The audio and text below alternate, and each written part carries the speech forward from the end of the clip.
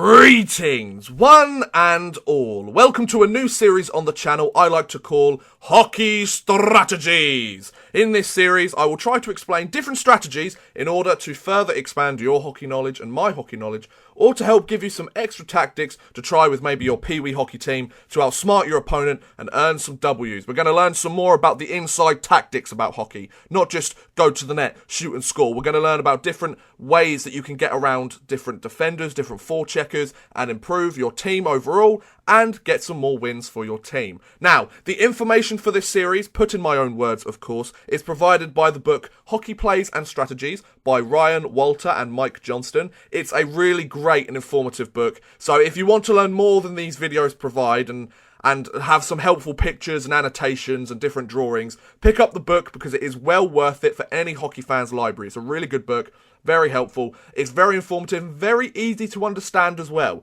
Also, I will be using my ever-growing collection of OYO NHL figurines to illustrate the different tactics described, so it will be easier to picture visually instead of just drawings of lines, because the figures in the books, the different drawings in the books are just lines, so that might be a little bit difficult for some people to understand. I thought, well, I've got this collection of OYO, they're going to sit there and collect dust most of the time, so if I use them, then we've got a benefit for everybody. Now, finally, before we begin, the OYO figures, the positions for these strategies are the centre, which is played by the Rick Nash figure, the left winger, played by the number 2 Rod Gilbert figure, the right winger, played by the Jamie Benn figure. I know it's confusing because it's a different team, but stick with me here, people, it'll be fine. Defenseman 1, which is the left defenseman, played by the number 7, the Brad Park figurine, and defenseman number 2, which is the right defenseman, played by the no-named player, New York Rangers player. So now that is all out of the way, let's start with 5 strategies for a successful breakout from your zone.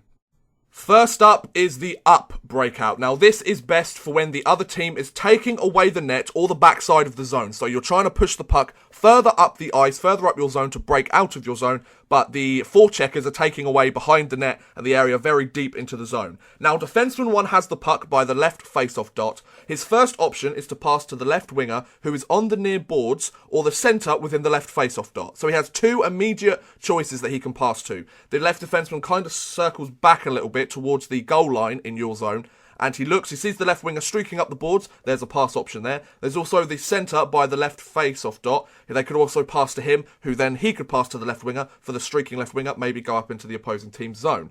Now that's the first option. However, defenseman 2 is in front of the net, so he's keeping an eye just in case there's a turnover in the zone. He's there to help make a stop for the goaltender. With the right winger moving across the ice from the right face-off dot towards the blue line, towards the left-hand side of the ice. So the right winger comes from the right-hand side of the ice to come and support. So therefore, everybody except the defenseman number 2 shifts over to that left-hand side of the ice, makes it so it's much easier for them to come out. Everybody is all the forecheckers are much deeper into the zone, so you should be able to get the puck out and send it away. Next is the over breakout. Now this is effective when the opposing team has flooded one side of the ice. All of the forecheckers, the pinching defensemen, they've all gone into one side of the ice and are focusing their attack on that side of the ice in your zone. Now defenseman 1 moves the puck from the left face-off dot behind the goal line and makes either a direct pass or banks the puck off the boards to defenseman 2, who has moved from in front of the net to the right corner board. So the defenseman 2 comes from in front of the net, he goes to the goal line, the right-hand side of the ice to the corner boards. The defenseman 1 moves the puck to him after going behind the goal line. Then, defenseman 1 should move the puck quickly. This is an important point. Defenseman 1 moves the puck quickly instead of moving towards defenseman 2. Otherwise, the opposing team's forecheckers can quickly overwhelm defenseman 2 when the pass is made to him. If defenseman 1 instead of going behind the net or going behind the goal line, goes towards the front of the net and then makes the pass, that's going to cause some problems for your team, as the forechecker can either quickly intercept that pass because they see that's happening, or when defenseman 2 gets the puck, everybody's going to, from the forechecking side, shift over and try and take out that player. Now, the centre supports low, skating from the left face-off dot to the right. He goes to basically switch over to the other side of the ice to help support the second defenseman.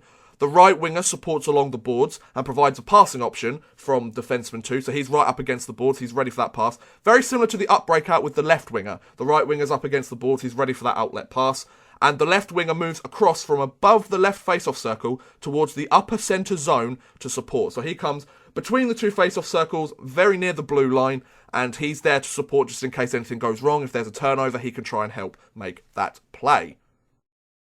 Number 3 is the wheel breakout. Now, when defenseman 1 has a step on the forechecker, this is important when the forechecking is coming in very strong and the defense knows they have an extra stride on the forechecker. Defenseman 1 quickly skates around the net from the left face-off circle to the right, leaving the forechecker trailing. The forechecker is expecting the defense to make a quick pass. If the defenseman goes behind the net, skates right round, the forechecker goes, "Oh God, where has he gone?" So he goes there to go and follow him. And then the net is used as a screen, so the first defenseman has to skate really tight to the net. Not so tight that you end up bobbling the puck into your net. That's a bad idea. But what you want to do is you want to have the defenseman 1 skate relatively close, relatively up against the net, keeping the forechecker away from being able to overwhelm the defenseman 1. Then defenseman 2 remains in front of the net until the first defenseman makes the play. So he's staying there just in case there's a turnover. The centre supports low, skating from the left face-off circle to the right face-off circle. Very similar to the over breakout. The forward positions are very similar to the over breakout. The only major difference of this one is the first defenseman skates around the net before making the play, as opposed to banking the puck off the boards to the second defenseman.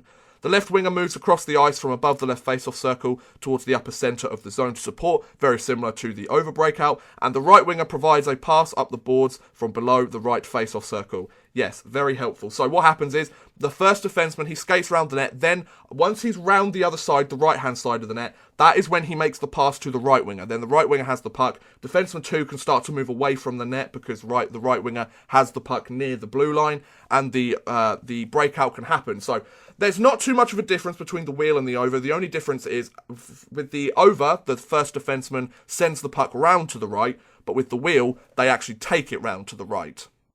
Penultimately, we have the reverse breakout. Now, defenseman 1 picks up the puck from below the face-off circle, the left face-off circle, and attempts to lose the forechecker by going around the net, very similar to the wheel breakout. But then he banks the puck off the boards behind the forechecker, who's coming behind him, to defenseman number 2, who has moved from the front of the net to the corner of the left boards. So it's basically defenseman 1 starts skating around the net, very similar to the wheel, but sends the puck back the way he came, up the boards to the left corner, where the second defenseman has moved from in front of the net to get there to take the pass. Now, defenseman 2 then passes to either the centre or the left winger. Both of them are in their space. The centre moves along with the first defenseman to begin with, from the left face-off circle towards the front of the net, before changing direction as the puck changes direction towards the left boards to support the second defenseman. So he'll centre towards the left boards. There's the passing outlet for defenseman 2 to make that pass to him. The left winger moves inside and then out to the boards. He moves inside the zone, then out towards the boards again, above the face-off circle, ready for an outlet pass. And the right winger moves from the right face-off circle towards the upper centre of the zone to support the breakout. So what you notice is the centre and the left winger, they go one way, then reverse and go the other way, hence why it's called the reverse breakout. They go one way, reverse back the way they came. However, the right winger doesn't do that. The right winger just heads towards the centre of the ice, towards the upper centre of the zone to support the breakout. There's another passing option there. Now, also, some coaches like to have the centre and the right winger switch positions to allow the two players to maintain speed. If you're wanting to get a fast breakout out of the zone, if you're wanting to maybe catch the opposing team on a 2-on-1 or a 3-on-2, then you want to have the centre and the right winger change position. So the centre is towards the right boards and the right winger is towards the centre, towards the left boards. However, the exchange for this must be done very quickly so the two players don't give up their defensive positions and make it more likely for a turnover to be made. And finally, we have the rim technique, often used when the opposition is forechecking hard, and the best choice is to bypass the forecheck by passing the puck hard around the boards. Now, defenseman 1 goes behind the net and quickly rims the puck, so quickly shoots, well, not kind of shoots the puck, but hard passes the puck around the boards to the right winger, who is skating from the right face-off dot to the right boards, whilst defenseman 2 remains in front of the net. So what you notice about quite a lot of these is the second defenseman remains in front of the net to be able to make up for any mistakes that are made if there's a turnover. So the defenseman 2 remains in front of the net, defenseman 1 goes behind the net, rims the puck round to the right winger who's going up against the boards to pick it up to then skate out of the zone. The centre skates from in front of the net to the right face-off circle to support, and the left winger moves across from the left face-off circle towards the upper centre of the zone to support. Another similarity with this one: the left winger from the left face-off circle, he goes to the upper centre zone of the zone to support. I'm losing my words here, lads. And the centre, he comes from the front of the net, or just roughly a little bit further up from in front of the net, to the right face-off circle. So the right winger is supposed to get the pass, the centre comes to support, the left winger allows another option once the right winger's got the puck out of the zone. Now, the wingers who receive the rim should be able to protect the puck and move it quickly past a pinching defenseman. If you have a player that's not very good at making skill moves or isn't very good at getting the puck past a defenseman who's pinching in the zone, maybe not try this play, or try it for the other winger. Because the only problem with this is that the pinching defenseman with the rim can pinch in, take that puck, and keep it in the zone for a sustained offensive zone time for the opposing team. Now, what you notice about all of these is they say a specific way to do it. You can also flip these. So if you have defenseman 1 with the puck, you can also start with defenseman 2 with the puck, with defenseman 1 in front of the net instead. It's able to flip the play. You can flip the play if necessary, but as long as your players know that you're flipping the play, then there shouldn't be any problems. So there you go. There were 5 different techniques to improve your breakouts with your hockey team, or to understand how breakouts work. If you like this video, please feel free to leave it in the comments below. I'm more than happy to make more, but they're actually quite a lot of work. So if I want to know that people want to see them, so please feel free to leave a comment below. Thank you very much for watching. I hope you have enjoyed. Please feel free to like, subscribe, share, or watch some of my other videos. Thank you very much for watching, and goodbye.